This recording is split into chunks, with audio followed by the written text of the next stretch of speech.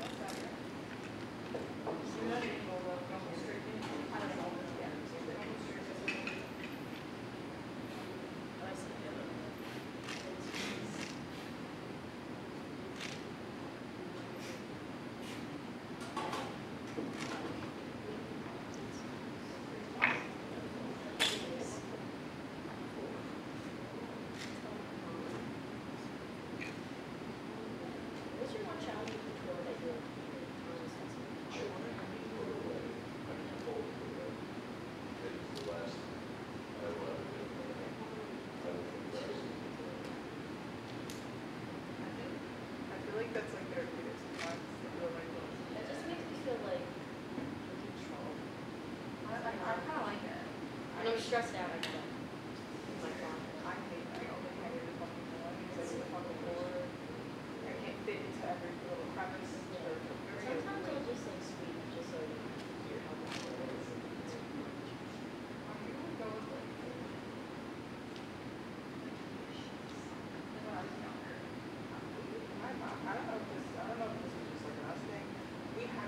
I have no idea.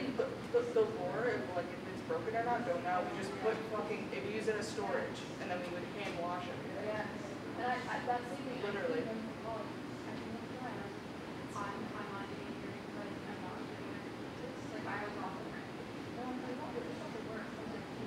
Is that tired before? I've never once seen this exactly. She was in Porcelain's crazy.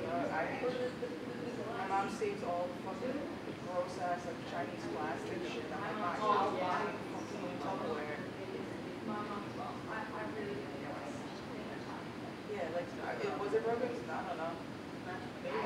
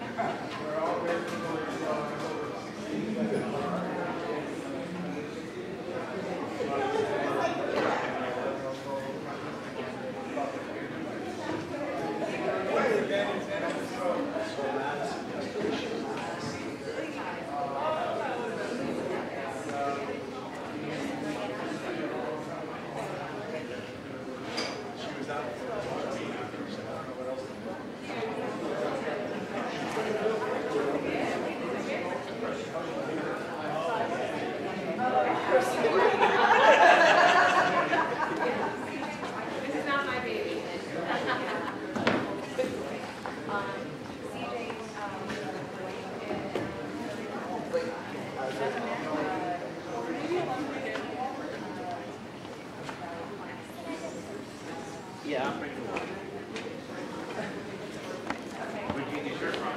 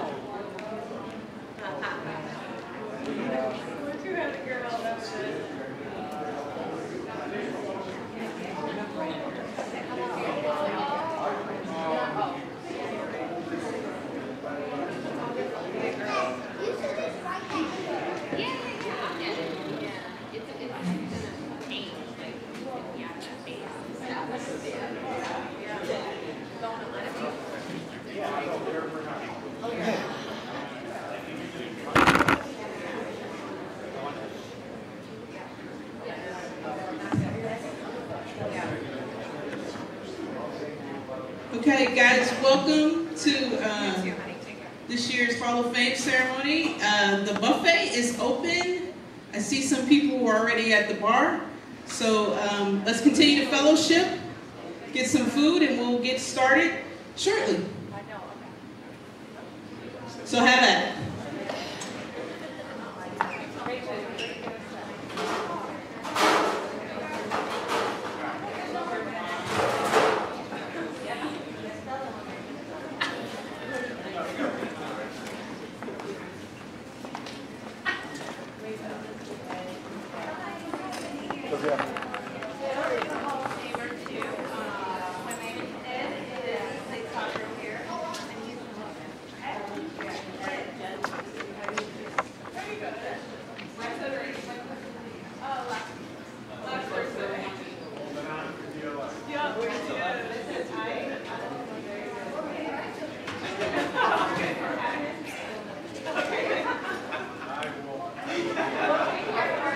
After that.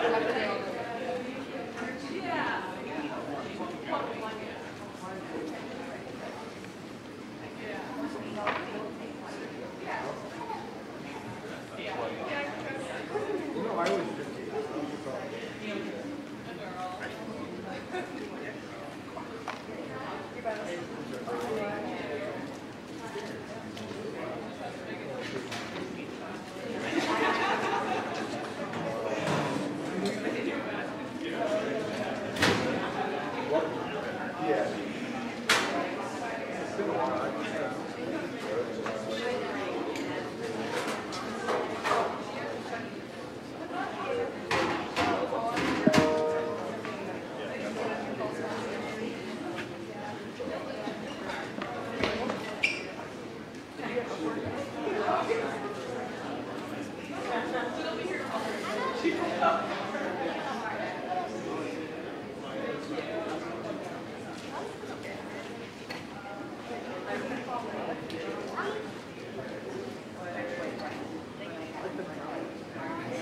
What's the name of that?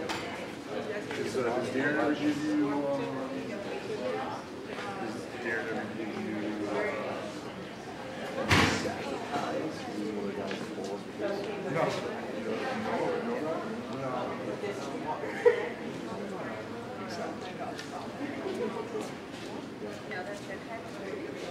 To get your eyes from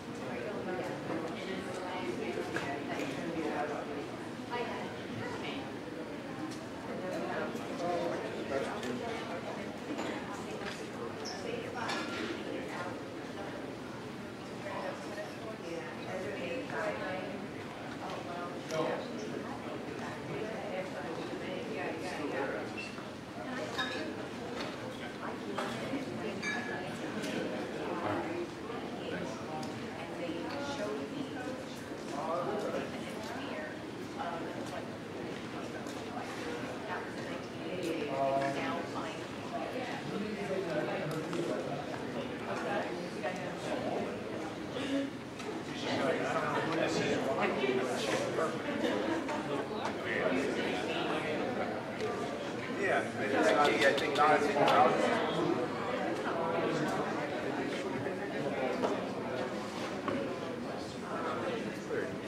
Oh, actually, that used to go in. Yeah, that was a little bit.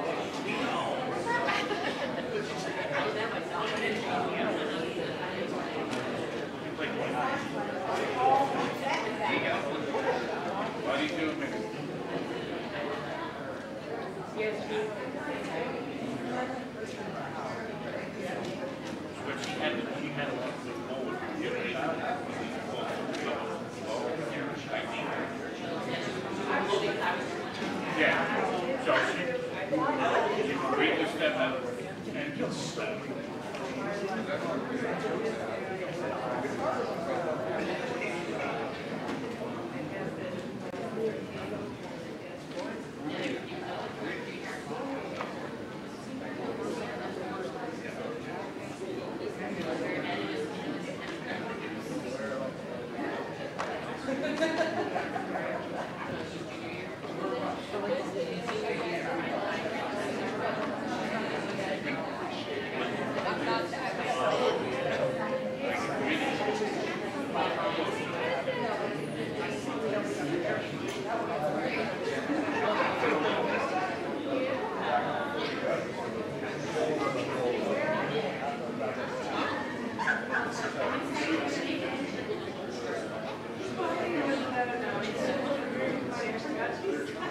Family affair.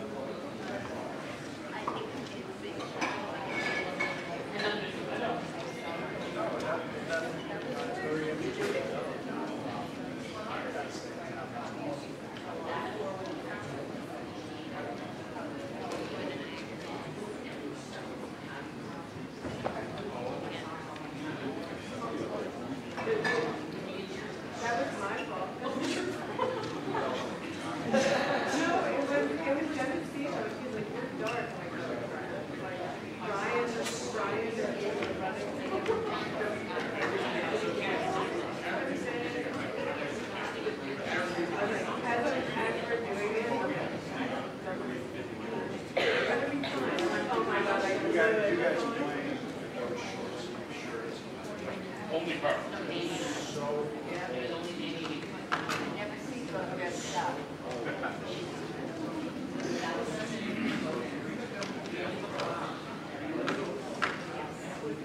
That was Apple. When you watch, everybody, people, in here, hold them. Oh my God.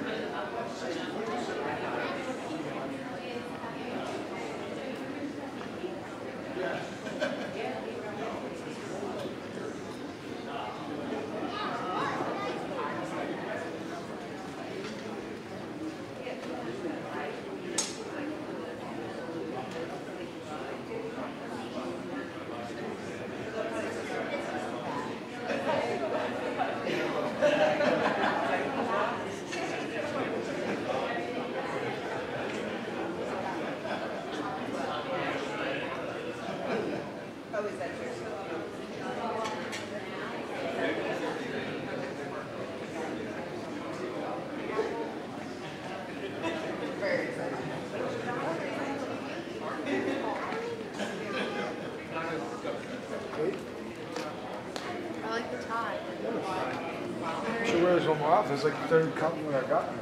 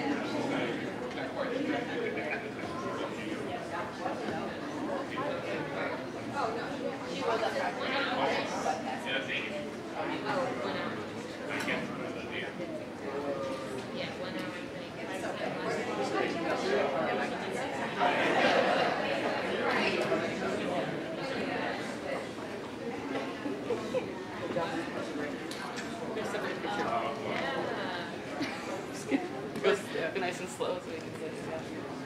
Go ahead, you go first. Go ahead, Josh. Hey, Josh. How'd that stick? We'll take a picture. Yeah.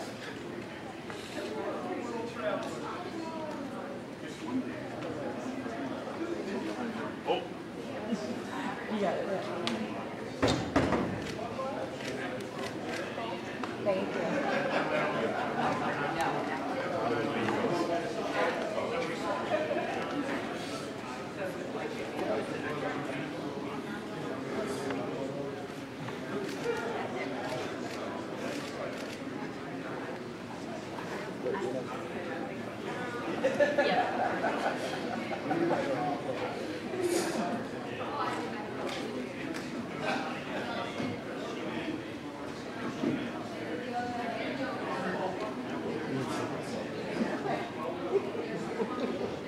Got the cane in the way. You guys want to go up there? Take a picture for the sign? You guys, yeah. You guys. Well, not us, but yeah. Thank you.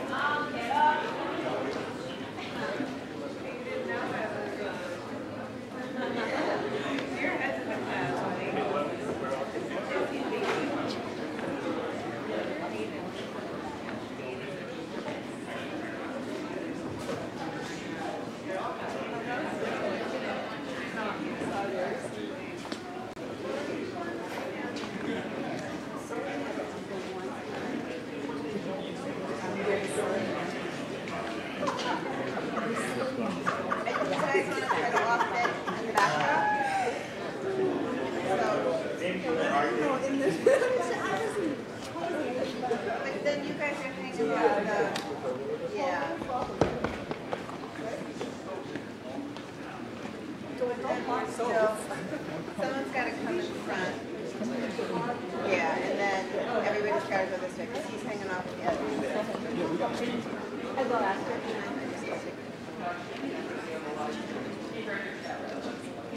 Ready?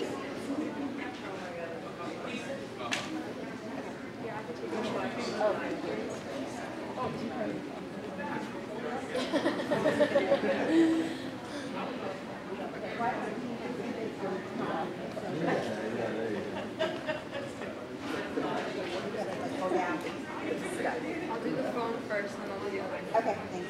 Okay, 1, 2, 3. I can see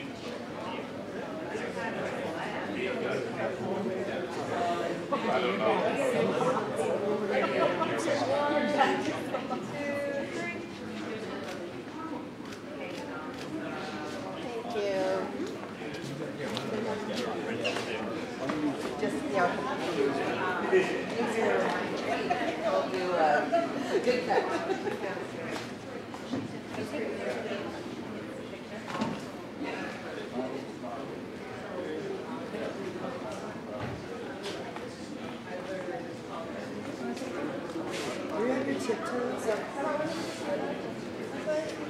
Oh, wait.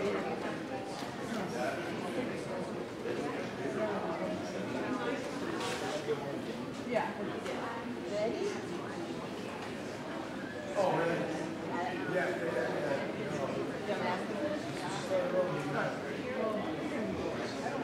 You're already sick.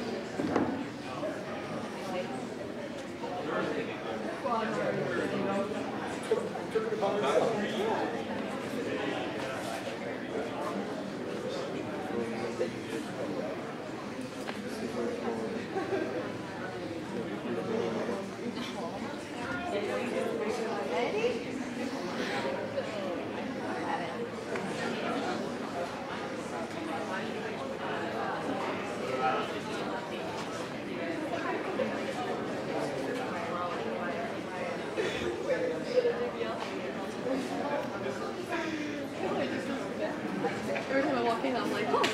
Let's see. Did you?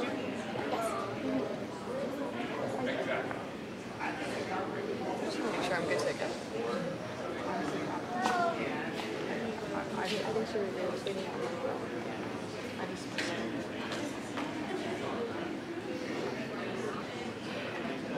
Stay strong. Stand tall. Don't fall asleep. Maybe we'll get you a chair. No, it was fine. So as soon as she gets her food, no, we'll get going. She's got some more ingredients and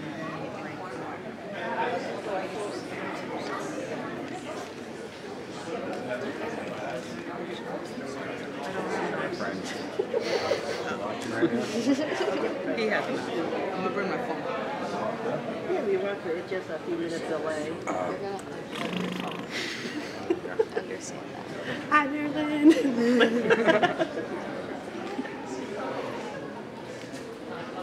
Should I go in front?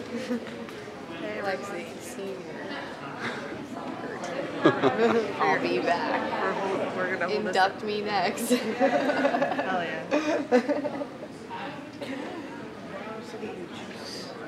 Yeah. yes, There you go. older iPhones. You could take the port or whatever. Yeah, I'm gonna just need to pull.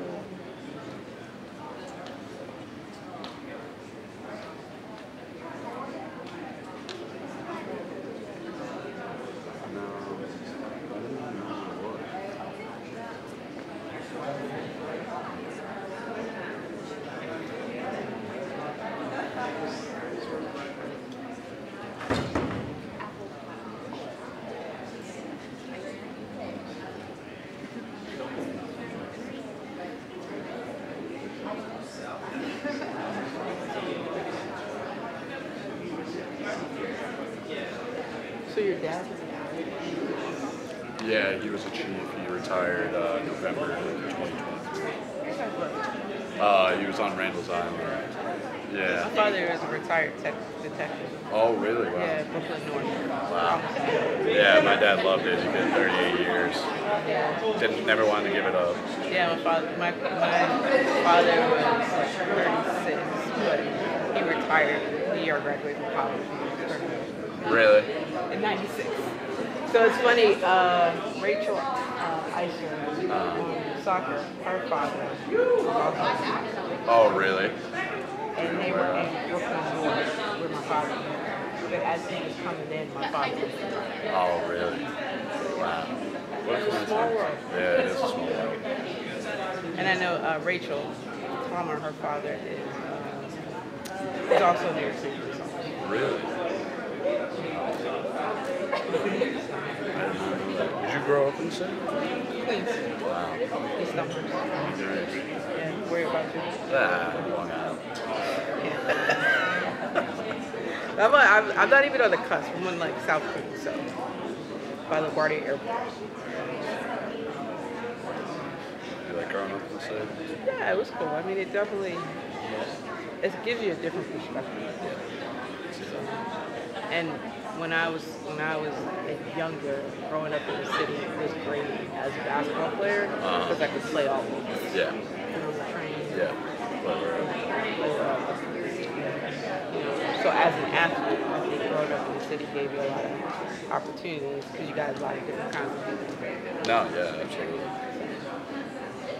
That's awesome.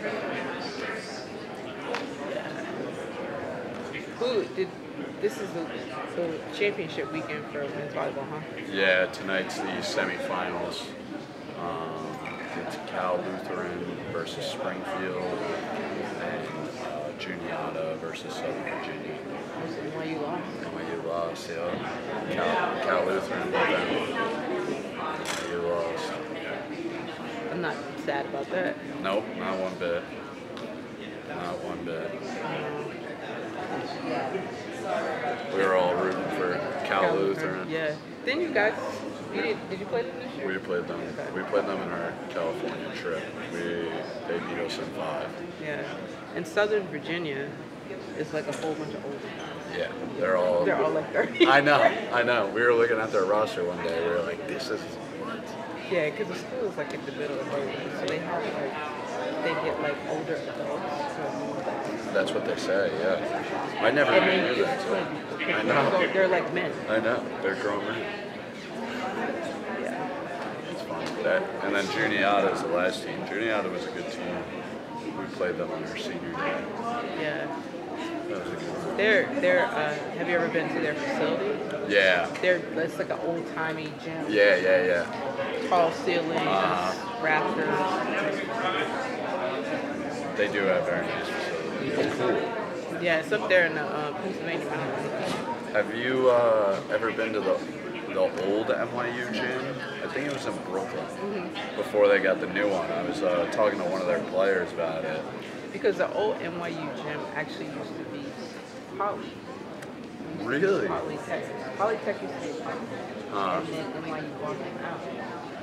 And they played in their gym while they were doing, because they've been building this gym that's what. for like 30 years. Yeah, that's what they said. So they played in the college gym. Wow. Yeah, I was talking to one of their players. I was like, man, I love your gym. Like, so it's so cool. He was like, I mean, yeah, it took long enough. Yeah, like, they just got it, and because they used to be the nomads of like New York City. They used to play all over. Oh, They used to play at Hunters, at the Roof. Yeah. Because they had no facility. Yeah. So, Wow. I mean, that new facility was beautiful. They said it was tough playing in the other place. yeah. The other place was a lot more homey. Like at, like the court. Yeah. The bleachers were right around there and stuff. But their facility was really nice. Yeah. I mean, even their bathrooms. Their public bathrooms were even nice. I know their away locker rooms. They were beautiful. But, their women won the national championship. That's what happens when you Yeah. have all of that. All right, I think I'm good. I think we're going to get... All right, sounds good.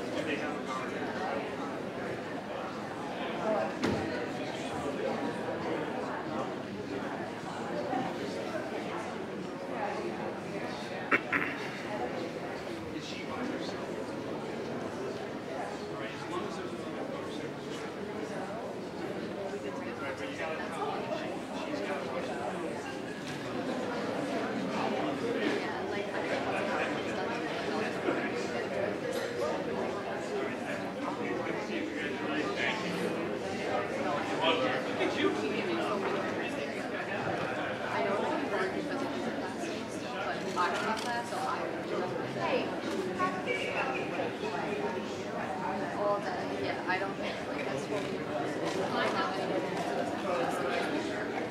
My house too.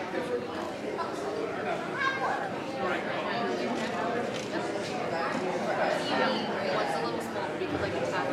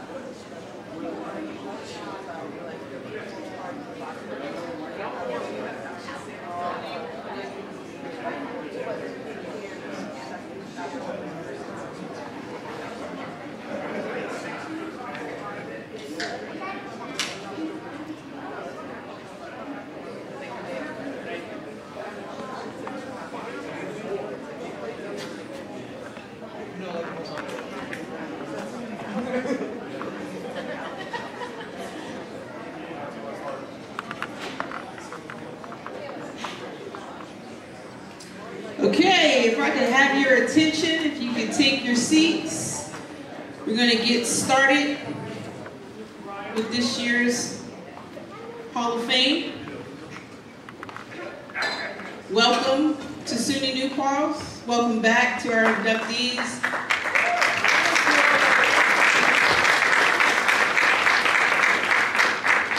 Welcome back to your families who are probably used to going to a different part of campus when you come up either on the Elting or our fields on the other side. My name is Renee Bostic, and I'm the Director of Athletics, Wellness, and Rec. Thank you. I get the honor of bringing greetings and kind of getting us kicked off here. Just a couple of things before we get started. Our inductees, you guys will get to take not only a lovely plaque that we're going to give you, yep. You want to come up and help me? He's like, I'm ready. But you'll also get to take your posters. We are in the ballroom, which we are the first organization that gets to christen this facility. So it's been offline for about 2 years. So we are really excited to be the first event to be in here this year. So we want to thank the staff of the sub for allowing us to be in here. Before we get going, I want to give a quick shout out to our staff for helping put this on. And if you are on our Athletics, Wellness, and Rec staff, if you could just stand up. I'm sure everybody already knows who we are, but if we want to stand up now just so we know everybody who's on our staff. Come on, let's get on your feet. Let's go. We got some honorary Athletic Wellness and Rec staff members in here. Dean, I know we consider you on our staff too, so give it up to Dean. Special thank yous in particular to Monica and Katie, who are our sports communications folks, athletics communications, excuse me. So everything that you see externally about Athletics, Wellness, and Rec is them. So give them a pat on the back, because they keep us going. Keith Kenny was was our organizer for today, so give it up to him for getting us organized. All right, so without further ado, we have our president, Dr. Daryl Wheeler, is in the house. So he's going to come up and bring short greetings, and then we're going to kick it off with our inductees.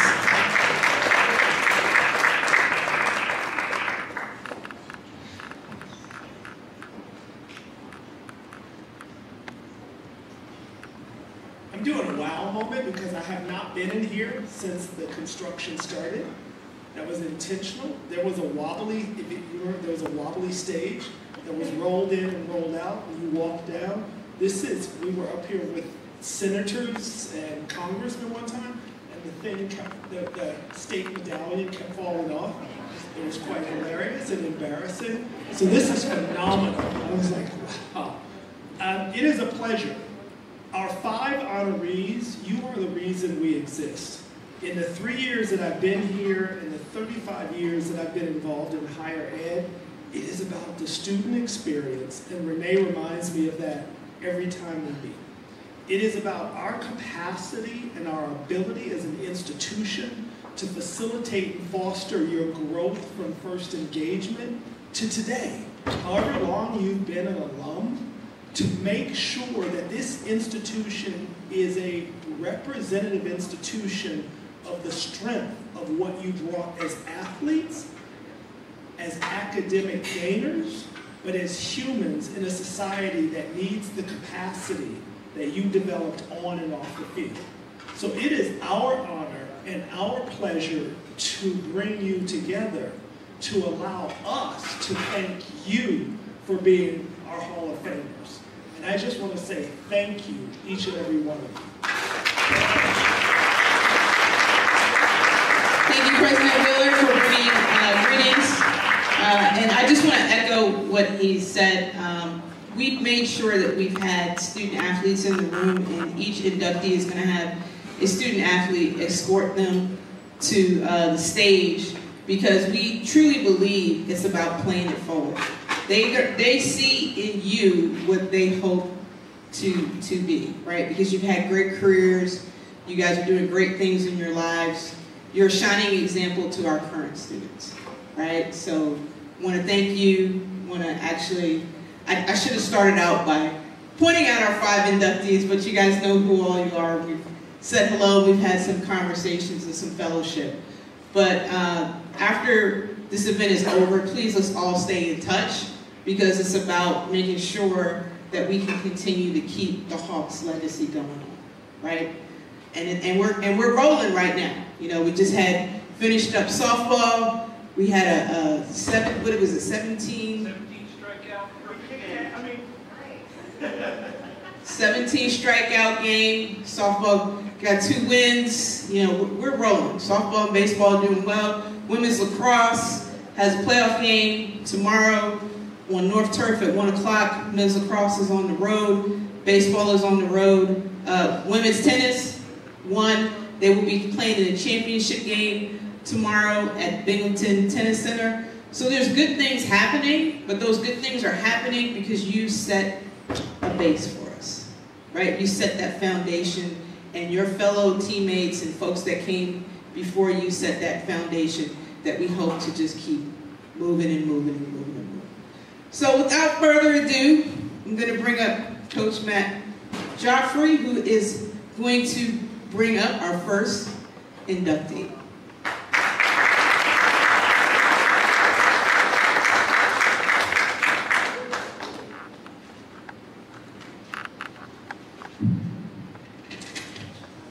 Good evening, everyone.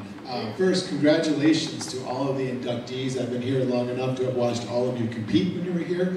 It was an honor then, and it's an honor to share the room with you this evening as well. Tonight, I've got the distinct pleasure of presenting Carrie Hack for induction to the Hall of Fame. I got to know Carrie well early on during high school. I was a frequent visitor to her Baker High School in Baldwinsville summer volleyball camps. It helps to be friends with high school coaches with great players, and that certainly helped me then, and it continues to help us now. Carrie, when I was recruiting her, we also had the libero from Baldwinsville here who preceded her in high school, and Carrie subsequently came after her at New Paltz. So that was a great pattern for us. At the time, Carrie played on one of the best high school teams in New York, so no question that she was ready for the rigors of being a college student athlete in terms of her talent level, athletic ability, and just having the mindset of a champion. She brought that with her at New Paltz and made a profound impact on her teammates and on our program to this day, setting an amazing example. Over Carrie's 4-year career, she was part of 122 wins and 38 losses, and she's probably more upset about the 38 losses than she is about she's excited about the 122 wins, and that's something that makes somebody a Hall of Famer.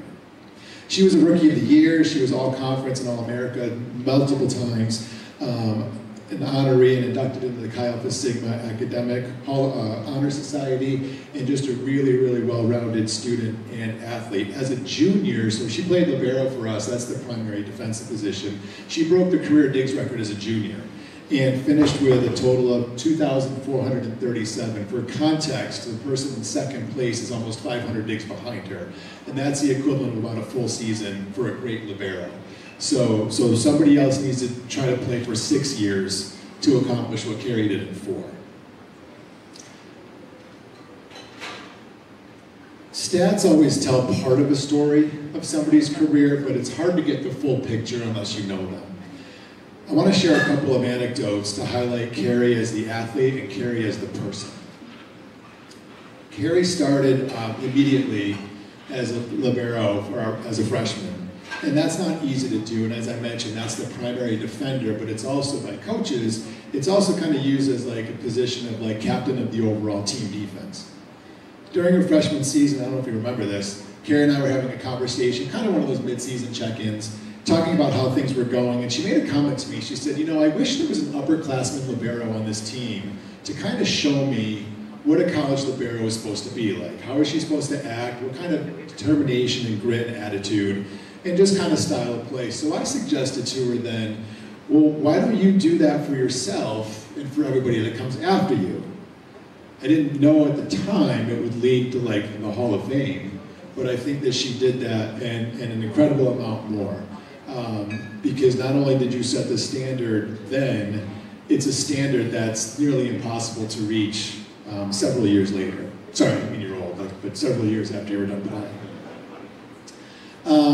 And I really appreciated that because here's someone that's like starting right away, playing great volleyball, led to being the Rookie of the Year, but wanted somebody to look up to make sure she was doing it the right way, and then just created that for herself and for us.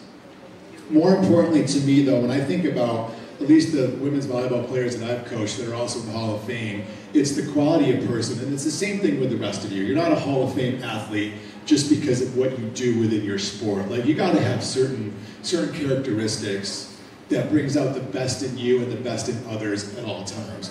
This one's a little bit more personal. We were talking about it a little while ago. When Carrie played here, she majored in ceramics. My oldest daughter, Molly, was about 6 years old, and she was starting to find a love of art. So one day, Carrie found out, and she invited Molly to come to her studio to kind of see what you do in a college art facility. Of course, she was sick, so I had to bring her here. So she got Molly in on a Saturday. We were walking around and checking out some projects Carrie was working on and some of the other students.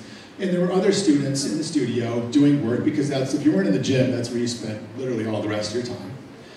And when we were walking around, Carrie would introduce us, because that's just the kind of personable, outgoing person she is. And she would say, "This is my coach." And then she would say, "And this is my friend Molly." And at 6 years old, this young person that my daughter looked up to is calling her her friend. She beamed like for the next month. And for the rest of Carrie's career, would ask me, "Hey Dad, how's my friend Carrie doing?" I'm like, "Well, Molly, we watch the games, like she's freaking amazing." But she would always ask, "How's my friend Carrie doing?" At 6 years old, like that's a Hall of Fame impact on somebody else. I was telling Carrie earlier that Molly reminded me yesterday, I said, "Kiddo, it's already my speech." She still has items Carrie gave her from her studio on the shelf in her bedroom, and that 6-year-old is going to college next year. Like that's the kind of impact that interaction made. So Carrie, the volleyball player, in terms of numbers, has yet to be matched on our team, and Carrie, the person, just flat out won't be. So congratulations, and thank you for allowing me to be part of your journey.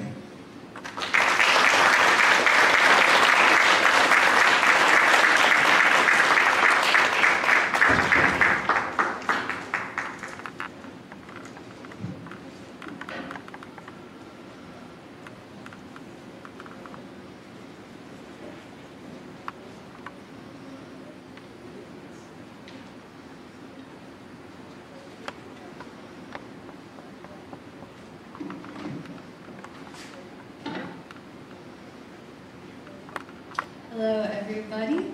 First of all, I want to say congratulations to all of the other inductees, and a big thank you to everyone who organized this event and made it happen, because it's not easy to bring everyone all together 10, 12, however many years later, and all of us are here in this room, which I think is something really cool. Even Renee went really out of her way to try to contact me to tell me, even over the phone, that I was being inducted. Even I was living in Italy, there was no way to actually call me, but she went out of the way to find a way to call me to be able to tell me on the phone. And these acts of service that always came from New Paltz are something that really touched me. To my coach, I have to say thank you so much. It's really an honor for me to be in this place. It's really surreal to be here 11 years after I graduated, hearing from Coach, but also to receive this award so many years later. I'm super grateful for my time here in New Paltz, but also for the opportunity that I had under Coach. I was a libero, so I was not a star hitter. I was not a big girl. I was not the one scoring all the points for the team. But I was able to have a really big presence as a libero, as a defensive specialist, and the big reason I was able to do that was because of Coach trusting in me and really creating something out of my position. So my first thank you, of course, goes to you. I also would like to thank all of the players that I played with over the years that really had an impact on me. Most especially Marissa King, who it's really hard to be up here without saying something about her, but she was kind of my partner in crime the entire time throughout our season. She was the setter that was running the offense, and I was the libero running the defense. And even if you don't know much about volleyball, like we ran it as if we were a football team. So she had her plays that she was running, I had my strategy on the defense, and we were doing something really cool in the sport of volleyball at the Division III level that I think was unheard of for the time.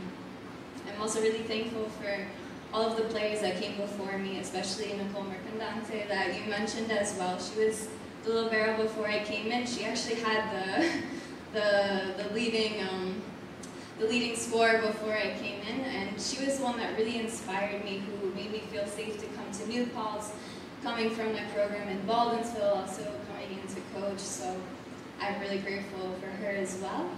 And of course to my family, who it wouldn't be possible for me to be standing here without, but their support throughout the game, throughout the seasons, was something that could not be matched. Even if I was injured and not playing for games and games and games in a row, my parents still did anything that they could to come to the games to support not only me, but my teammates, the community, to really stand for everything was there. So Thank you as well. And also to my brothers who I grew up with who taught me how to be an athlete, taught me how to be competitive, taught me how to fight.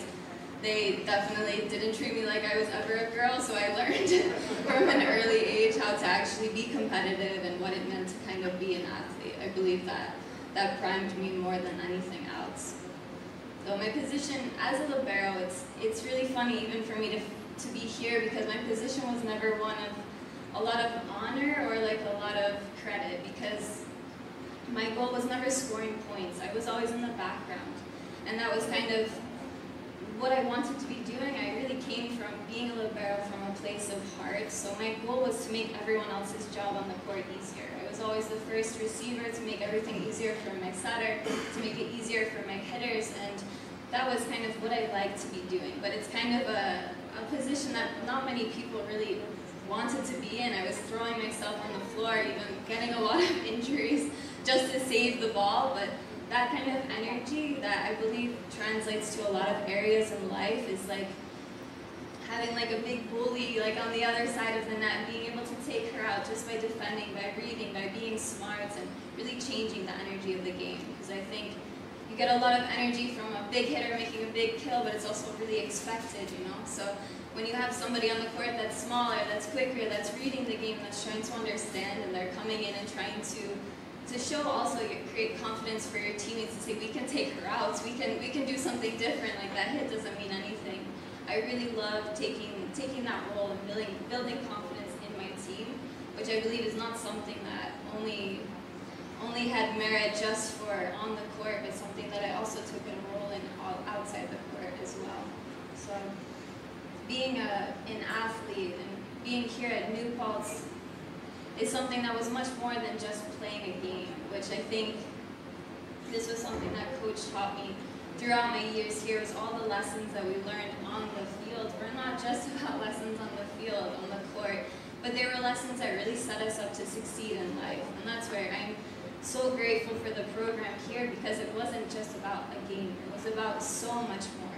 And there was so many moments in the game with Coach or after practice where he was saying things that they were about the game, but they really resonated so much deeper than that. And there's still things that he said that I carry with me today that I bring into every other aspect of my life. I remember, I don't know the context, probably I'm going to mess up how I actually say it, but he would always say whenever you entered into the gym, whatever happened outside of the gym was completely irrelevant. He didn't care what kind of day you had, what happened before, if you failed an exam, if you got hit by a car, like maybe that you would care about, of course. But no matter what happened, it was like as soon as you step in the gym, you start again. And he said that not only just about practices, but in games as well. You make a mistake, you come back, you do it again, as if nothing ever happened. And that idea of being super present is something that I took into my game as well, but also into every other aspect of my life to really bring that in. And the other thing that was really impactful for me was the way that he also said, don't do anything if you're not going to do it 100%, something like that. But that there's no point to do something if you're going to go in 50%, even if you only have 75% of yourself to give that day, to do it at 100% of that 75. And that was something to me too, where you make decisions in your life, what direction you want to go in, where you want to be, the places that you're choosing to invest your energy in, choosing to really do that at 100%. And that for me was something that was really impactful, of course on the court, but I think all of us being here, we understand that it's much more than a game, it's much more than athletics, but it's also this kind of practice for the rest of your life. And so I'm super proud to be an athlete here at New Paltz. I'm proud that I chose to come here. It was a place I knew I was coming as soon as I stepped on the campus. I really resonated with the energy, with the community. But I think being in a place like that really supports you in this journey, that supports you, that teaches you how to work hard, but also rewards you along the way, is something really special. And that idea of that community, of working hard, and really putting your heart into what you're doing, and always ending up on the right side at the end of the day, it's something that I'll always carry with me. So thank you so much to everybody, and good luck to the other inductees. Thank you.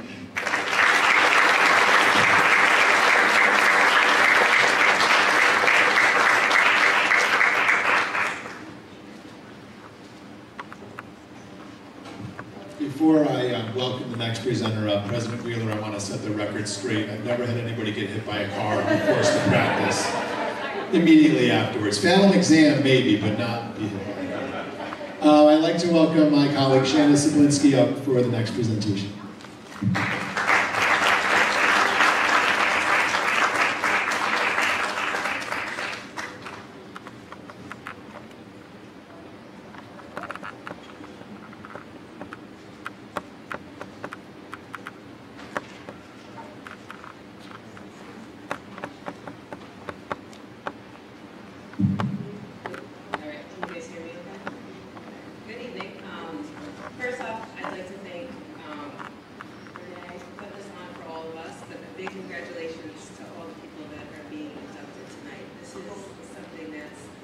Really special, and that you're gonna remember for the rest of your life. And I think it's a testament to all your hard work and dedication that you have put forward by your time at UPulse. So this is really special.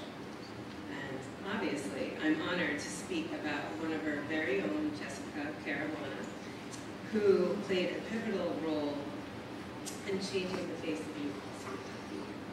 But before I go into how and why she changed our program, I want to tell you about what made her unique from the moment we connected. The first time that I saw Jessie play was at the New York State Regional Tournament. I was a selector, and we had no idea who was who because they don't give you the profiles. You're not supposed to know. So the players were given out numbers. So throughout the tournament, I would keep notes about who I was seeing play. And number 139 was consistently on my radar. And when I found out after the tournament that Jessica Caruana was 139, I was really excited, okay? Now, she's a Division I caliber player, so I was like, might be a far reach, but it was the beginning of my coaching career, and I was like, I gotta reach far for this one. So I found out she's a standout defender for Sachem East High School. She played for one of the best travel teams on the island. She was the top player of New York State, the region, and even won a state title her senior year. So I was going to take a shot. And lo and behold, she was actually interested in us, and I was really excited. So 2 weeks later, after this tournament, Jessie came to campus with her mother Lauren and her Uncle Eddie. And I learned on that trip, Uncle Eddie and Aunt Jill had a connection with UPulse. Uncle Eddie played soccer. Jill was a swimmer who then got inducted to the Hall of Fame, so I was feeling really good about this. And then that's just another connection. But something that really stood out to me on this visit was the story that her mother told me. And it was about Jessie practicing softball in the backyard with her father, Toby. And this is where I knew I really needed Jessie here. She was an excellent softball player, just an athlete all around. And one day, Lauren heard a commotion in the backyard. And she looked at the window, and she saw Toby and Jessie practicing short hops and bickering back and forth. Toby would hit short hops at Jessie, and wouldn't stop the session until Jessie stopped flinching. And once again, Toby would tell her, stop flinching, and he'd hit another ball. And Jessie would block the ball, and she'd give it back. The more he challenged her, the more motivated she became, and she didn't fear the challenge. With each short hop, she grew more determined, and eventually, Jessie didn't flinch. And that's exactly how she continued to play throughout her entire existence at UPulse. I was locked into Lauren's story because it was so much more than her playing in the backyard with her dad. You knew right away that Jessie was going to be tough, gritty, and fearless, and that's exactly what I saw the day of the tournament, number 139. And that's, that was something we needed to compete desperately, and a player who never flinched, that was Jessie. We needed the person who had the challenge mindset and thrives in the face of adversity. That person was Jessie. And as a freshman, when she stepped into a starting role, maybe not the first game, but she worked that out quickly, as a defender, her hockey IQ helped develop our defensive principles and made us one of the strongest defensive units in the conference. So that's going from being bottom feeders to top dogs in a fairly quickly amount of time. And she provided direction to the returners, and they relied on her in critical moments.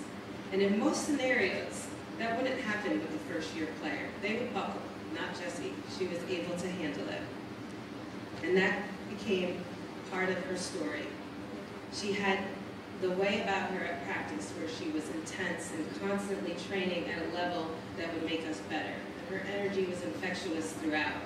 She was one of the key factors that year of clinching our first SUNYAC title. And from her first year to her senior year, Jessie continued to flourish. Not because she relied on her natural ability, which was absolutely amazing, don't get me wrong. It's because she had the will and determination to continue to grow as a leader and player and was invested in us. And as a leader, she was assertive, she was demanding, she loved her team, and it was important to her that they would find success too. She influenced her teammates to always give the best and provided them with a lot of opportunities and confidence to do so.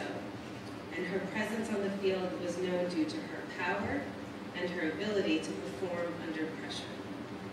So defensively, she took control of that backfield from her freshman year on with confidence and effective communication.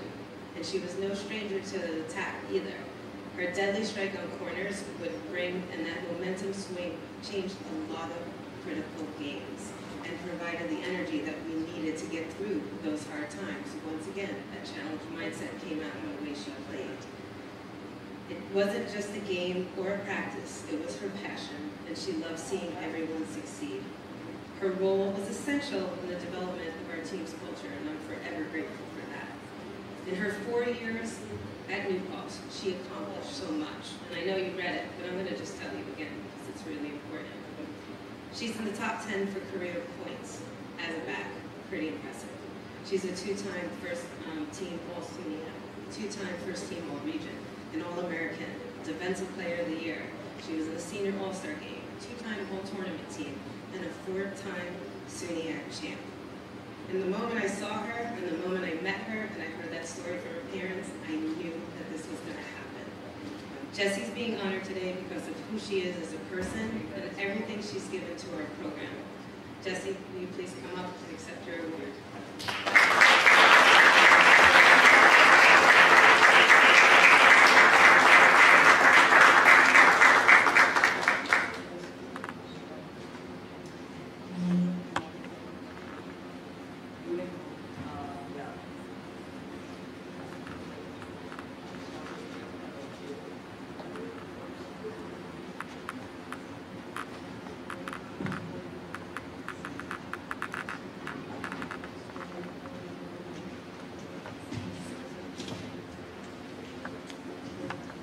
I'm just going to follow by saying everything Mrs. already said, but thank you for everyone who has put this together.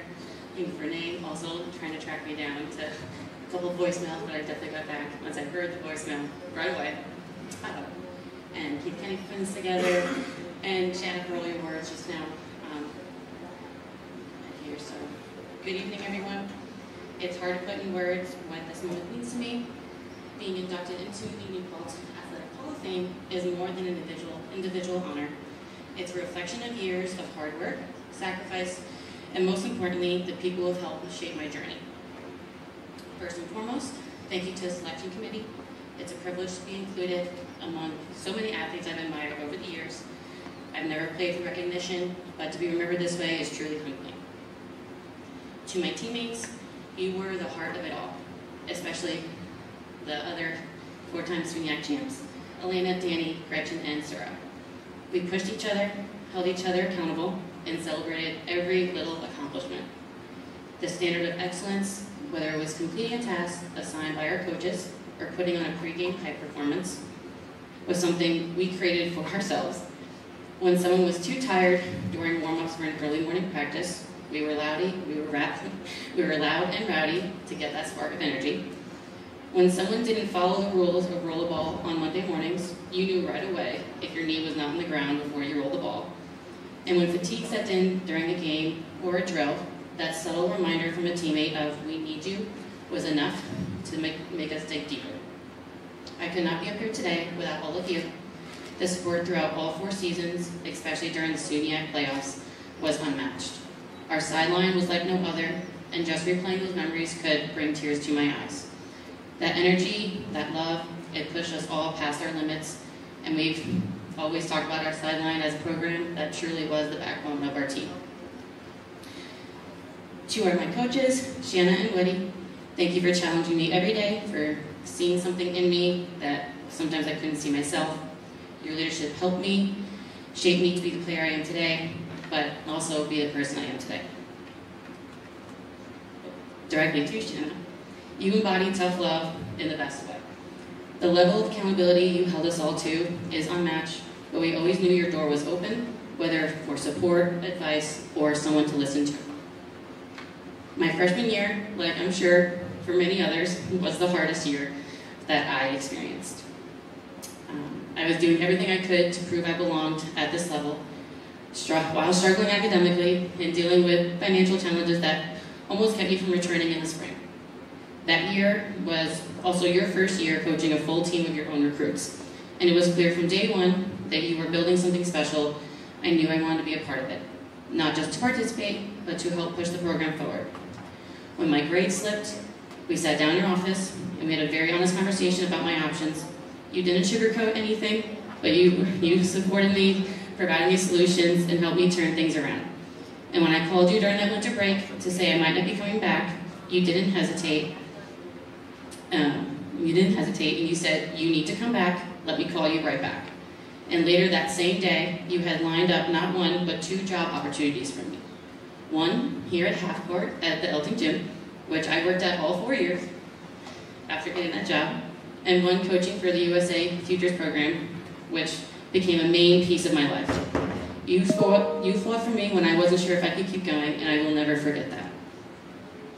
To my family as a whole, you were there long before the first whistle, long after the final horn. You sacrificed so much so I could chase the stream. From early morning drives, long weekend tournaments, late night talks after tough games, or just being in the stands, you were always there. To my mom, which I should start off by saying, begged me to play field hockey in 7th grade, and I refused. I wound up joining the team in 8th grade when my mom told my middle school basketball coach, who also happened to be the field hockey coach, that I refused to play. She told me if I don't play field hockey, I won't be playing basketball either. So really, without her telling on me, I've been playing hockey. Then I definitely wouldn't be standing up here today. So she's really one to thank for all this today, because after that one season, I was looking for more opportunities to play. So to my mom, who was doing all the early morning drives, going to all the long weekend tournaments and college showcases states away, who helped me navigate how to play with my heart and trust my knowledge rather than be too much inside my head, reminding me of my abilities just before the whistle would blow before the start of every game. I could always count on you shouting, "Don't think, just do." To my dad, who made sure I had all the best equipment possible, showing up to the first game of each season with a new stick, regardless of when was needed, for giving me the stats of the teams we were about to play against, giving me the top goal scorer numbers, and letting me know who to keep a close eye on defensively, which was usually right after we talked about it. You showed it what it meant to not be physically tough, but comfortable with receiving feedback when you give it to me after a game, regardless if we won or lost. To my brother, for being the #1 cheerleader at all the championship games, even volunteering to be the ball boy at my state championship game, secretly cheering at the sideline while sprinting after the balls got hit over the line. To my aunt and uncle, who made sure that I always felt that I had a home away from home whenever I was missing mine, and for their endless support, and not just supporting me, but my teammates as well. Playing field hockey at SUNY New Paltz taught me more than how to pass, shoot, and defend. It taught me resilience, leadership, and what it means to commit to something bigger than yourself. When I was first looking at colleges, New Paltz wasn't really on the top of my list, but Coach already mentioned this tournament. After that tournament where I wore number 139, we stopped by because my uncle suggested that we stop by on the way home. My mom, uncle, and I walked the campus, and when we got to the turf, I just knew, I could feel it, that this is where I belonged. From then on, New Paltz was on my radar, and I knew I had to come here. From that moment on, I poured everything I had into this program, the lessons I've learned, the lifelong friendships I've made, and the opportunities I've been given. Those are things that I will never take for granted. And for any current or future athletes, soak in every moment. These years go by fast, but the lessons and relationships will stay with you for your life. And one day, maybe you'll be standing where I am today, looking back, smiling and grateful for every challenge, every teammate, and every second. And to my teammates, coaches, family, and the entire New Paltz community, thank you so much again for this recognition, and I carry this honor with pride because it represents all of us. Once a Hawk, always a Hawk. Thank you.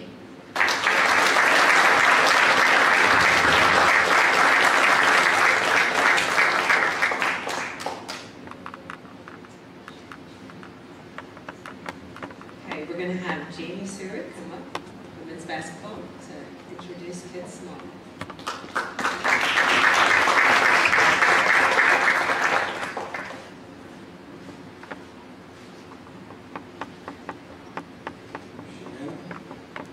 Carrie, congratulations, Yuka, Nicole. Miss Jessie's just up here, Kit, obviously.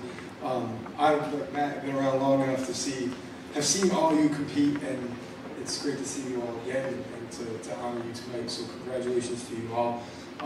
This is my first time doing this. I've never had a Hall of Famer before.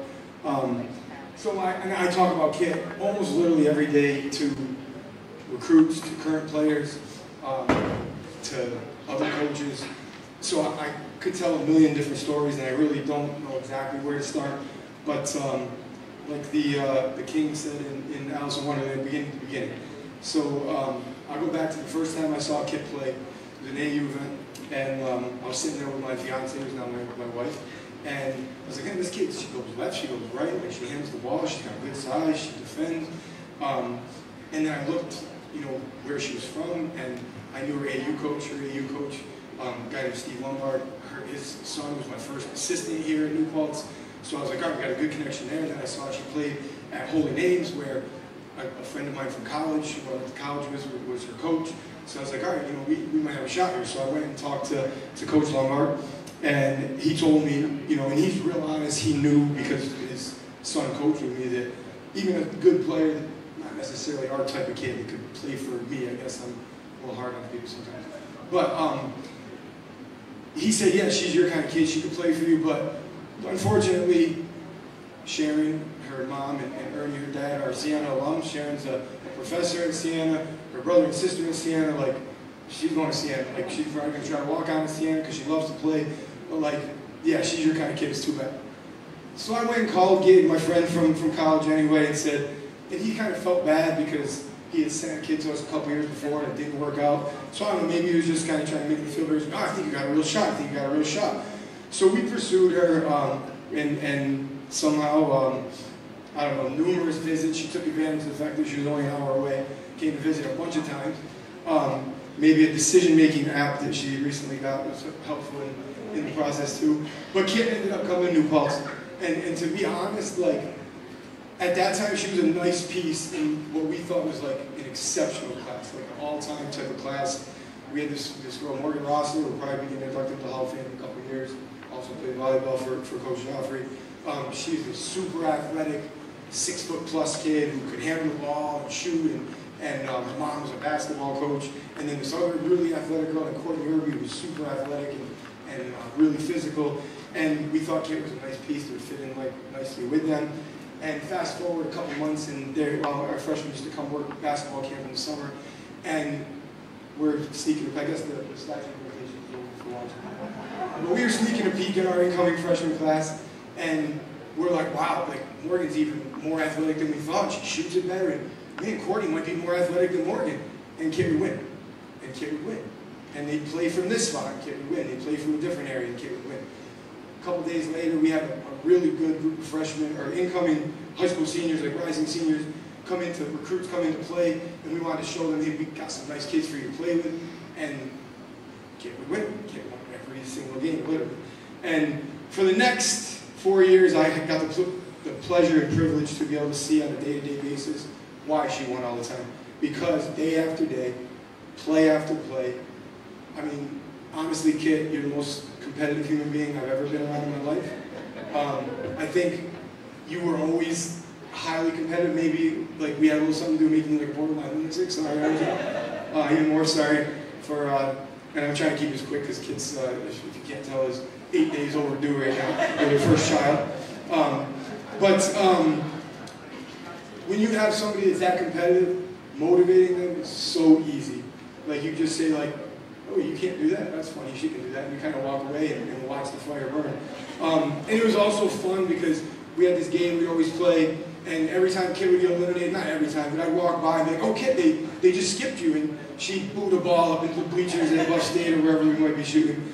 But I think, and you know, she then imposed her will on her teammates, and we won SUNYAC championships. But I think on the way to the second SUNYAC championship, her senior year, you know, it's often said that during times of adversity is when, you know, you really find out who you are, what you're made of. And we lost 3 straight games, the last of which was at Ithaca by 30, and it really wasn't that close. At any point, that was probably as close as it ever got. And we were 5-7, and we were supposed to be really good, and we had some things happen, some players get hurt, one had a season injury, another who was in and out of the lineup all year, and I said to Kay, I was like, you know, what are you about as a player? And she started saying, I do this, I don't know, what are you about? Like, we've always been about as a player. And she finally came to like, I'll do whatever it takes to win. I'm a winner. And we won 15 of our next 16 games, I think it was. They culminated in a SUNYAC championship on the road at an undefeated Geneseo team who was top 10 in the country at the time. 2 where she hit the game winner, by the way. Didn't stop there, won 2 games in the NCAA tournament, our program's first, went to our first Sweet 16. She played unbelievable in those games. And yeah, Kit, you're a winner, but you're a Hall of Famer now too. Congratulations.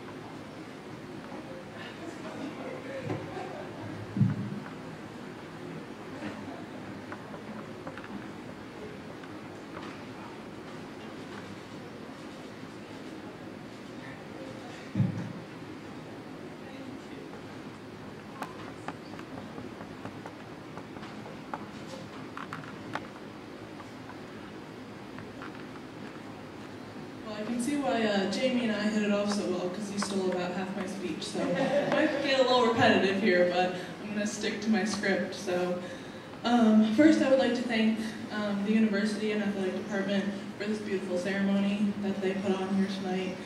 I also want to thank Jamie for nominating me and for presenting me with this award. Thank you, Mom and Dad, all of my teammates and coaches that I've had throughout my career, all of the rest of my family who has supported me over the years, come to my games, watched me online, sent supportive pregame texts, and to my husband, thank you. You could have helped me graduate here with even more points scored if you ever decided to teach me how to shoot threes, but that's okay. I have to especially thank my parents who made it to every single one of my games in my college career. No matter how far they were, what blizzard they had to drive through, or how stressed out they would get watching some of our closer games, they were always there. I will never be able to express how much that meant to me and helped me throughout my career. I really can't thank them enough. I also want to thank my grandparents who have been so supportive. They have come to so many of my games and have done so much to help me be as successful as I am. I also need to acknowledge my brothers, Chris and Oliver, who have always been so incredibly supportive. Definitely 2 of my biggest cheerleaders, and I was always so happy to make my 2 big brothers proud. I also really need to thank my coaches, Jamie and Darren Jackson, for believing in me and seeing me as a player that was worth recruiting. I'm just going to take a second. Sorry, guys, I'm very pregnant.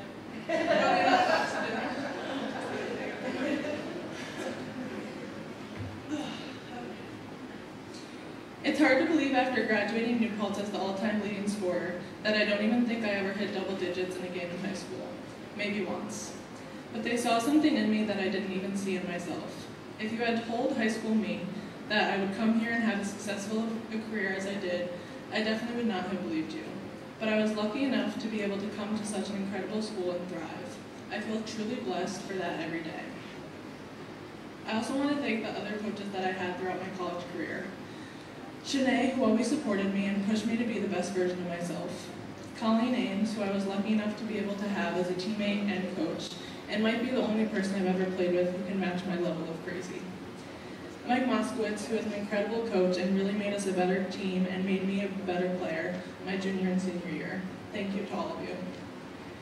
I also need to thank all of my college teammates that I had over my 4 years here. They made my time at New Paltz truly incredible, and I always felt so safe and supported by each and every one of them.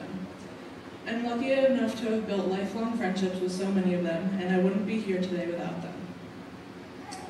As I was writing this speech, I was trying to think of some distinct memory to share, and I had so many that came to mind.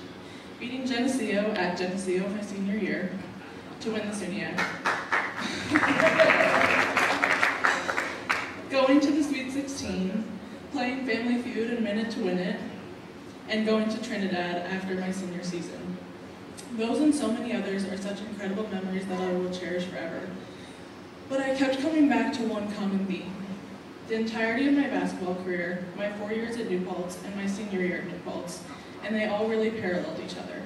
Each one starting off not so great, but ending in the best possible way. With my career, when I first started playing AAU, it was not great. I played for a program where I spent a lot of time on the bench. Things got a bit better in high school, we were successful, and I started to find more of a groove.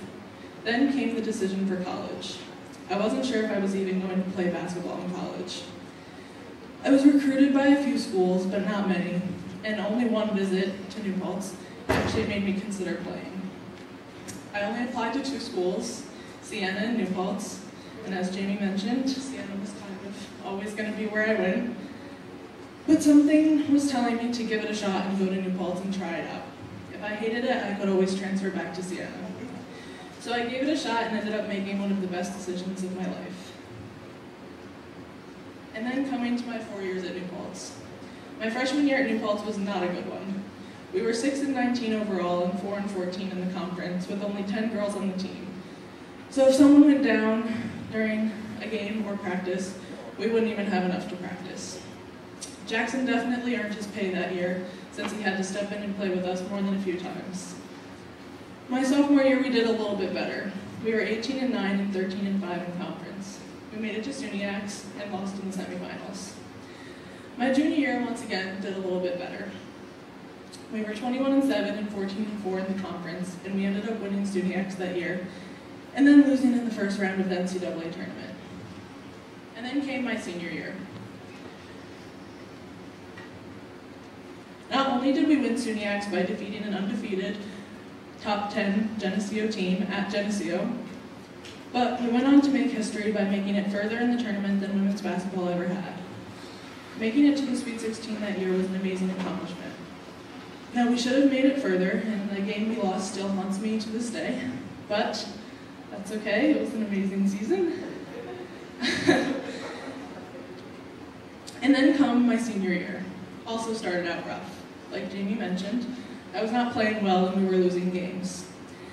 I was losing more and more confidence with each game, and our game against Ithaca was a real turning point. We played Ithaca at Ithaca and lost to them by 28.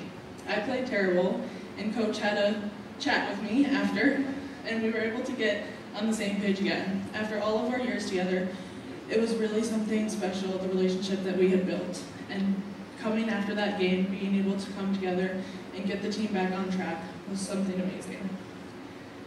We won 11 of our next 12 regular season games, and then went on to win SUNYACs to go on to the NCAA tournament, where we got the opportunity for a rematch against Ithaca. That game during the regular season against them was something that myself and the team hadn't forgotten. We first had to get through Bowdoin College, who was ranked 19th, and we beat them in the first round. And now it was on to Ithaca, a team that was very happy to be playing us, relieved in fact that they were facing us instead of Bowdoin. But we made them regret that after beating them on their home court to make it to the Sweet 16. It was an incredible full circle moment, very similar to the theme of my 4 years, and my basketball career as a whole. Starting off a little rough and ending in the best possible way. My senior year will forever be my favorite season. Even with all the ups and downs, it was a grind and it was difficult, but it was all worth it in the end. It's crazy that I'm even standing here today. My husband and I talked about different options when we found out I was due the week before the Hall of Fame ceremony. And one of those that he floated out was asking if I could be inducted into the Hall of Fame during the next go-around instead of with this class. But there was something that kept holding me back from doing that. And it was the induction class that I am lucky enough to be a part of. A class that is 100% badass women. See, 5 women all being inducted together.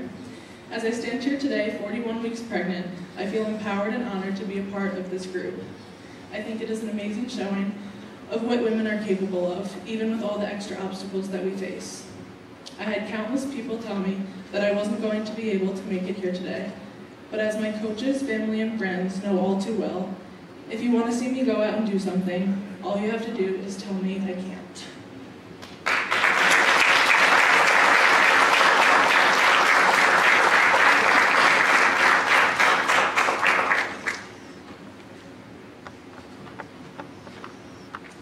Next up, my longtime colleague, longer-time friend, and former swim coach, Scott Whitney.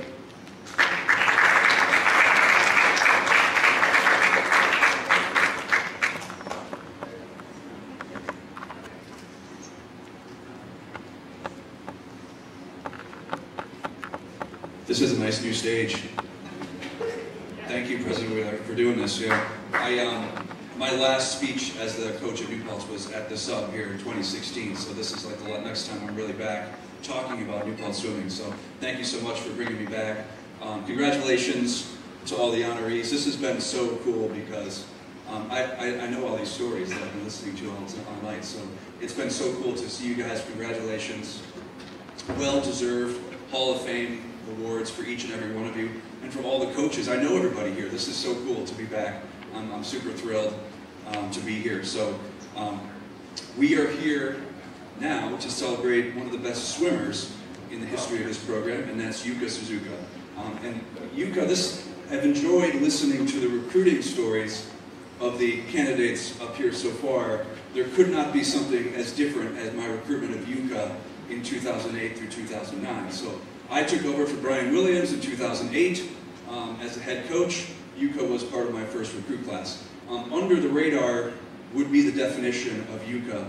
I mostly spoke to Yuka's brother throughout the entire recruiting process. In fact, I'm not sure you and I had a recruit call. I don't know that did we have a recruit call? I'm not sure if we did or not.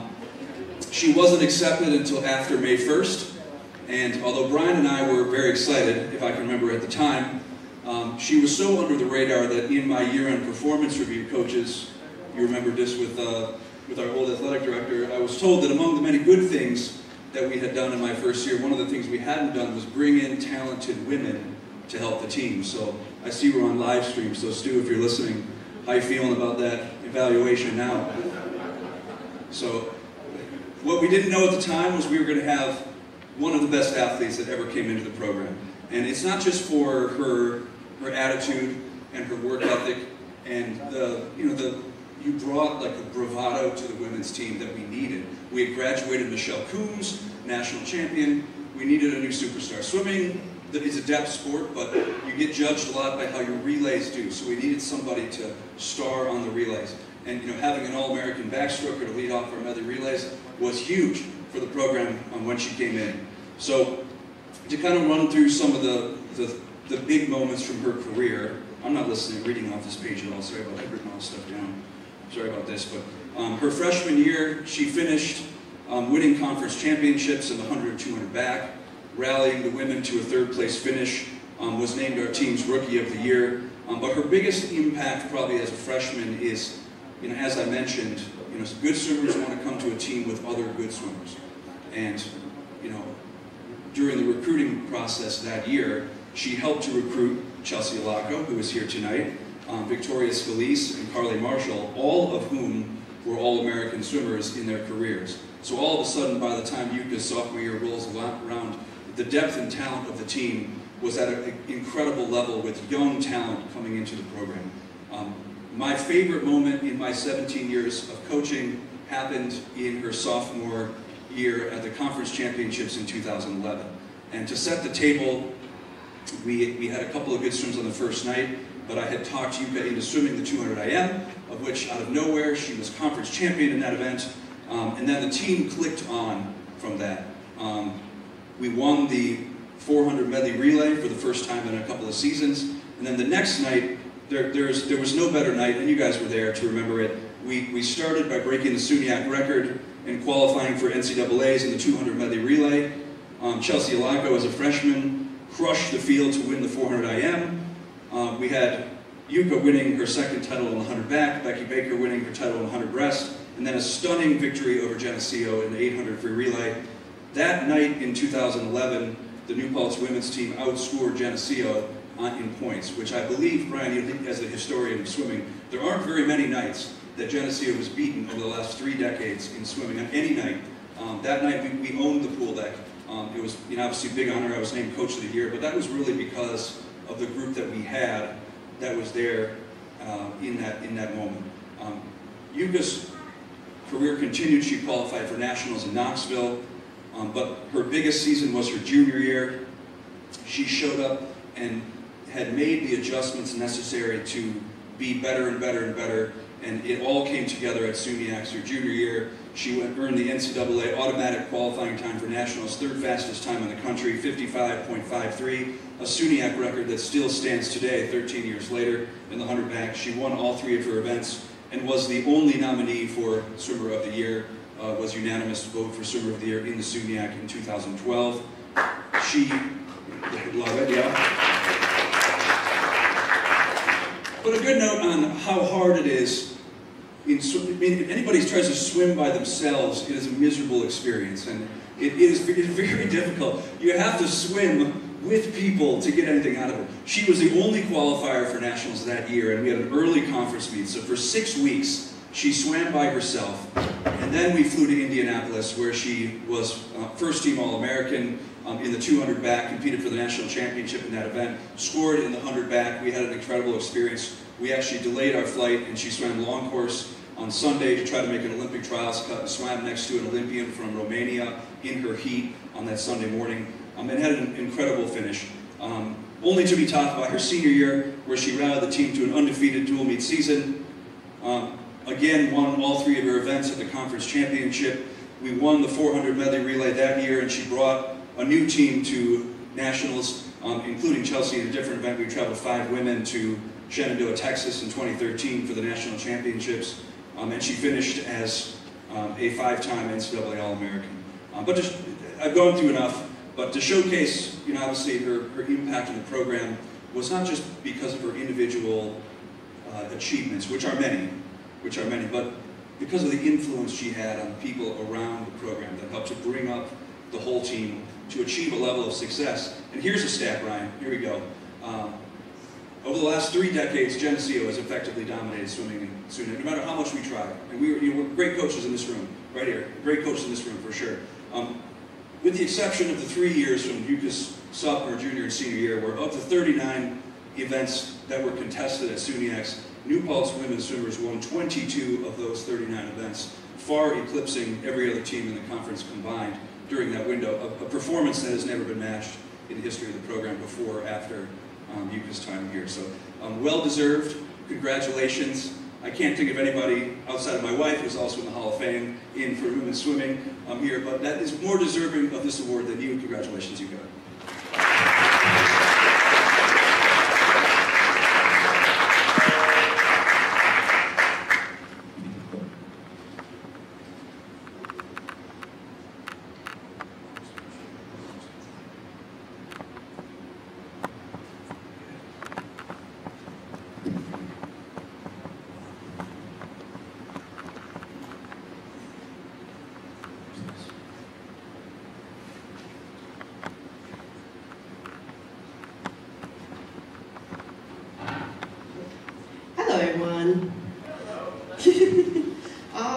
Thank you for everyone to put this really awesome everything so cool. Sorry, I'm a little nervous. Okay, let's get started. So I am honored to inducted into the Hall of Fame. I truly believe I was able to achieve this because of the incredible people I met at New Paltz. Today, I'd like to share a bit about the people of my journey of New Paltz. In 2009, I entered as freshman. At the time, my English grammar was horrible. Only a few people could understand my unique language, which was called Yugoish. Among them were Scott, Chelsea, and Brendan. Let's start with Scott. I still remember practice started at 6:30 a.m. Monday through Friday. Saturdays were a mix of dry land training, swimming, or swim meet. Whether it was a snowstorm, a hurricane, or any kind of life-threatening weather, Scott never canceled practice. Even if the snow was up to our knees. And also after practice, in the winter, our hairs were icicles, like sticking out. And because of his dedication and coaching skills and hard work, I am here today. Next, Chelsea, my swimming mate and roommate. She understood Yugoish better than anyone. She's not only the best distance swimmer New Paltz ever had, but also the best motivator during the practice and meets. Her energy kept us all going. And then there's Brendan. New Paltz means so much much to both of us. I still remember when we first met, I was one of the people who gave you a tour around campus. Since 2012, we swam mid-distance practice together, shared the early mornings, the top sets, and the pain. And since 2014, we've been together. It may have taken you a while to understand my Yugoish, but you made the effort, and I always appreciate that. From becoming a SUNYAC champion to placing top 8 in NCAA, and now being inducted into the Hall of Fame, I know I couldn't have done it without them. Scott, Chelsea, Brendan, and so many friends. I have been a huge part of my life at New Paltz. New Paltz, without them, is not New Paltz. Thank you.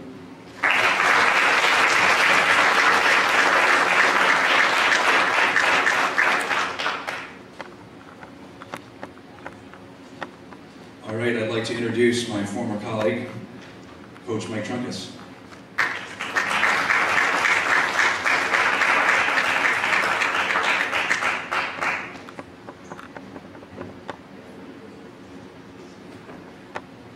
Wow.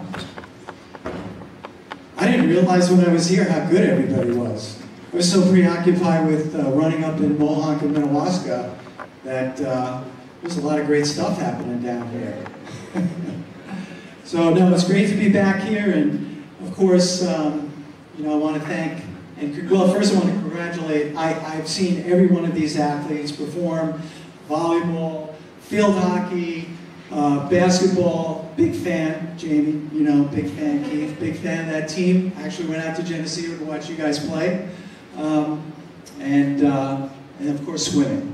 I was a swimmer when I was an age group guy and spent a lot of hours in the pools from 5:30 to 7:30 in the morning, so I feel your pain. I also wanted to thank the committee that selected Nicole for the Hall of Fame. I think it's a great honor, and she'll be the first cross-country runner in school history to be on that plaque out in the Wellness Center, so very excited about that. A lot of talk about recruiting. I'd like to share a few stories about Nicole. Nicole actually was from Western New York. She's from Cooperstown. And in my experience of recruiting, anything west of Albany was just not going to happen for us. I don't know. I just had this feeling that kids from Western New York did not want to come to this side of the state. They're all afraid of the Long Islanders, I think it was. But anyway, got a phone call from this young woman here. And I remember at the end of the conversation thinking, is she 18 years old or is she like 35, 40 years old? Her maturity level was off the chart.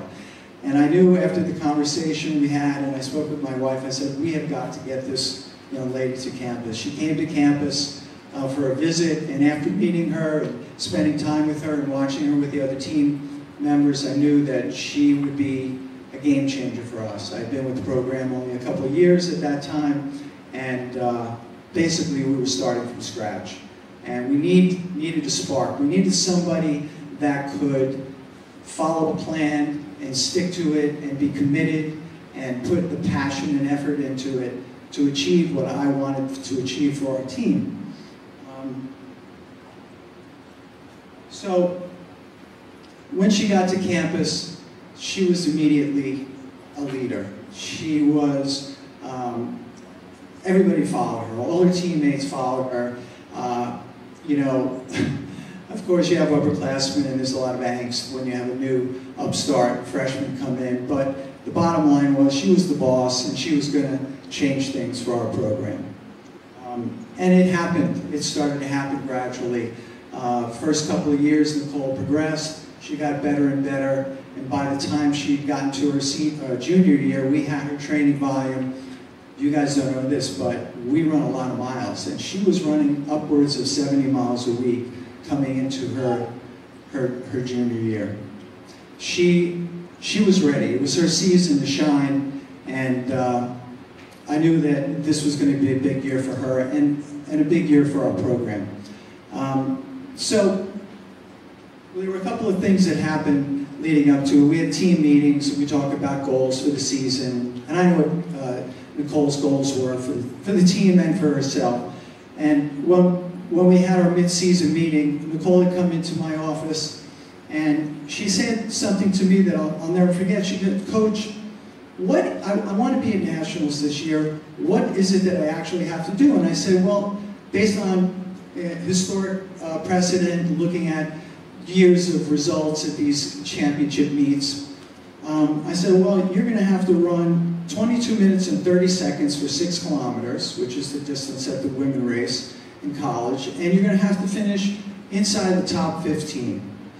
She said, okay, that was good. Walked out of the office, didn't think about it again, until we went to the regional championship. Regional championship is where we can qualify as cross-country runners to go to NCAA championships. You can't, there's no AQ for a conference win. So I always kind of downplayed the conference meet because I knew the regional meet was important for us, to the chagrin of Brian and Stuart. But that was always our goal race. And top 2 teams automatically qualified the regional meet out of the 72 teams that were in the Atlantic region. And there were some at-large choices, but then you had 7 individuals. But to make it as an individual, you had to be really good. You had to always finish for sure inside the top 20, but inside the top 15 out of 260, 280 runners. So we get to the meet, and it's a big race. There's had to be about 265 people up in St. Lawrence.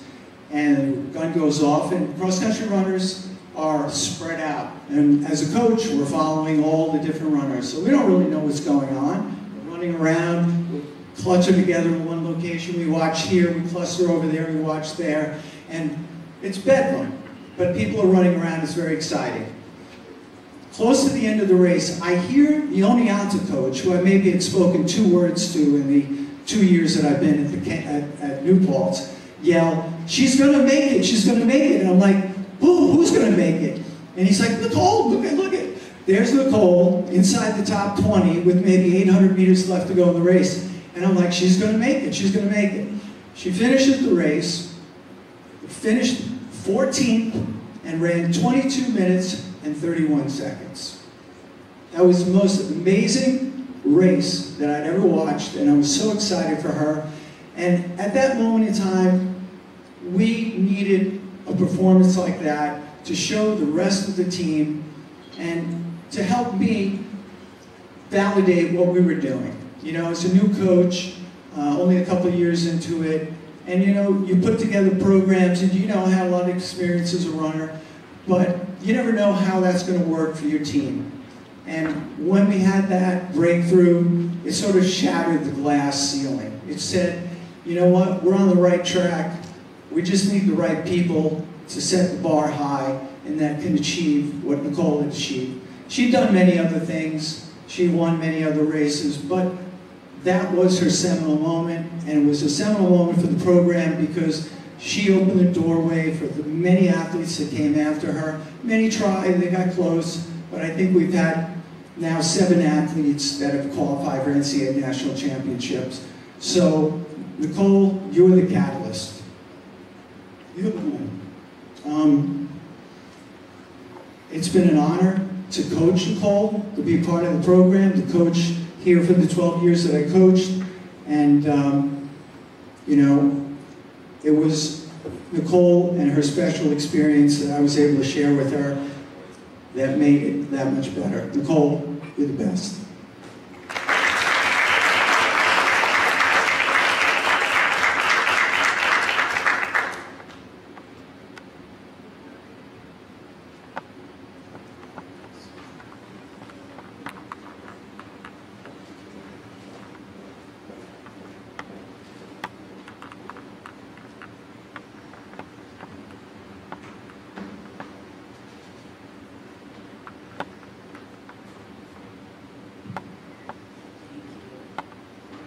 No one cried? Come on. Yo, I'm the biggest crier. I swear, I had a kid last year. Welcome to your new baby soon. And I cried. My grandmother, late grandmother, cried at everything, and I thought she was crazy. And then I had a kid, and I cry all the time. So I'm going to read this and try not to ramble. One, congratulations to everyone. I think I shared the training room with all of you, and I was scared of all of you because you were so incredible.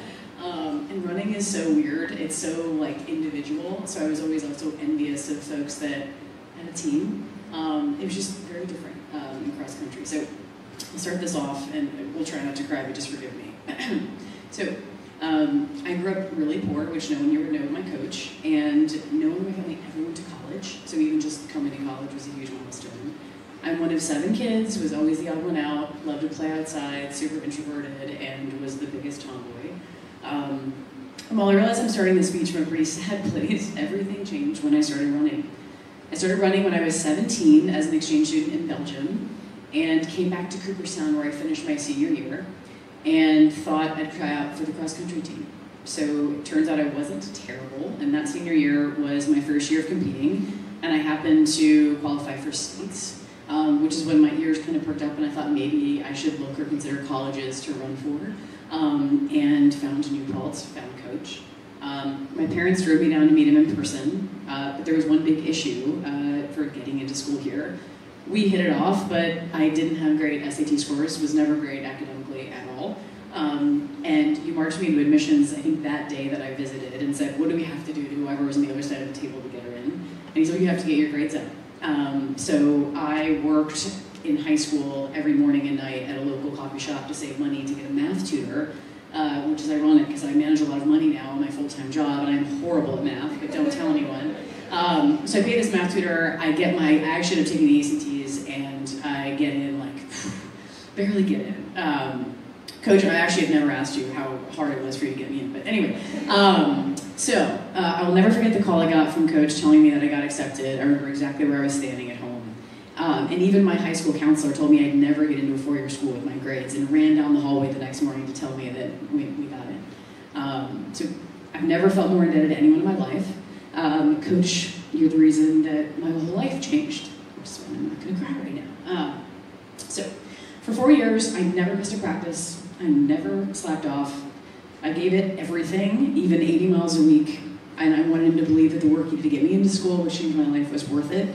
Keith Kenny, shout out, but in the summers I'd work at the athletic center with Keith, and Keith was like, how many miles did we run today? For years. So my junior year I did it. I qualified as an individual to go to the NCAAs. Coach and I took our first flight together to Wisconsin. And a moment that will be burned into my mind for eternity was crossing the finish line and seeing Coach with tears in his eyes just eat from where I finished. He ran D1 cross country and dreamt of going to the NCAAs, and while coming so close, never made it. And I had no idea until that trip how much this meant to him.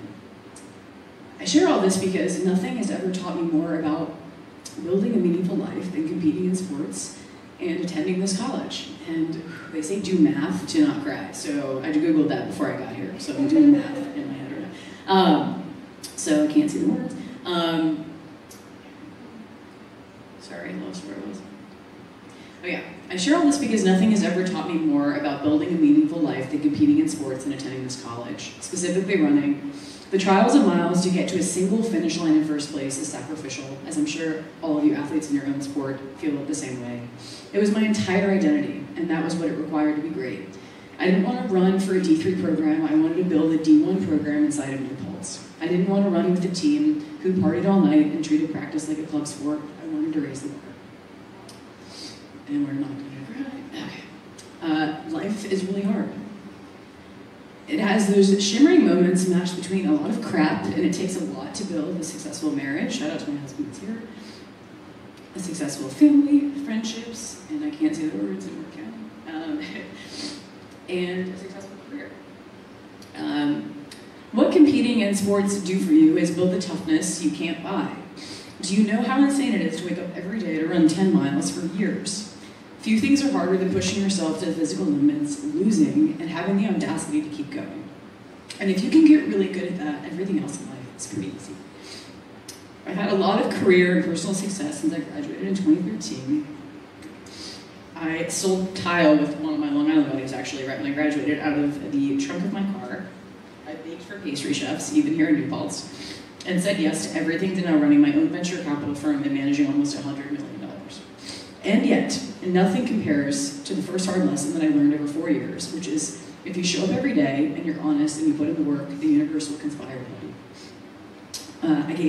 I gave my time here all I had, and it repaid me tenfold. I've never been more grateful for the opportunity to attend this college and to have competed for this school. Money can buy a lot, but it can't buy this award. And I am honored to be remembered as a Hall of Famer in an amazing company with all of you ladies. Thank you for the opportunity of a lifetime. To my parents who are not here, but they never missed a single race. Of course, to my coach, who is fantastic and changed my life, and to Petra, his wife, who is sitting here. Thank you for your companionship and carrying us all silently on your back. I speak for Coach in saying that there would have been no NCAAs without you. Thank you.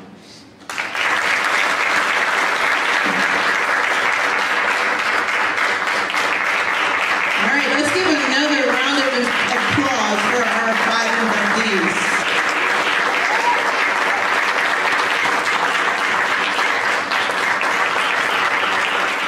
There's truly something special about being a New Paltz Hawk. We have t-shirts this year that say, you know, Hawks always fly together is one of the things that we've kind of leaned into. And also, if you have a chance to come by and see our improved facilities on the floor of the Hawk Center. On one side, we have the Ridge, and on the other side, there's only one. Right? Because there really is only one SUNY New Paltz. So, and hearing our inductee speeches, there's definitely only one. There's only one SUNY New Paltz, and I'm ecstatic to be here and witness you guys coming into the Hall of Fame. We're about to get out of here, but on each person's table, you have a card that has 2 QR codes on it. The first QR code is to our Hall of Fame program. So that's a keepsake for you. Monica will be emailing every one of our inductees because we live streamed this presentation, but we also videoed it. So we'll be sending you the video so you'll have that keepsake. You'll also be able to take your posters. And then we get to the second QR code, right? Because this is our kind of return, our Hawks return to the nest weekend. Tomorrow is alumni weekend for us, so we'll be out at the AWC. We got the tent up already. We'll get started around 11. And we are also in Hawks Giving Week, right? So I would be remiss if I didn't say that. So we are all teammates in here. So what I'm asking you to do is make sure if you haven't given to Hawks Giving Week yet, please do so. And if you have, make sure that you tell your teammates to also give, right? Because it takes a village. We're all Hawks. It takes a family. And what you're giving goes towards supporting our current student athletes who are here, supporting their experience, right? And hopefully I know it's dark now, but hopefully you had a chance to ride around our campus. If you go to North Turf, we got a brand new press box. We got bathrooms that are going to be opening up. Our facilities are getting better. We're about to enter into, I know we have our swimmers here, $75 million renovation. We're finally getting that pool that I know they've been promising you about, but it's coming, for sure. I can tell you that for sure. But it takes all of us to be part of that process, because what I heard here, where you all had great experiences, and there were people who were part of it, right? So now we need you to be part of pouring in to the student athletes that we have. So sometime, some years from now, they can also be up on this podium and saying the same kind of words that you guys said tonight.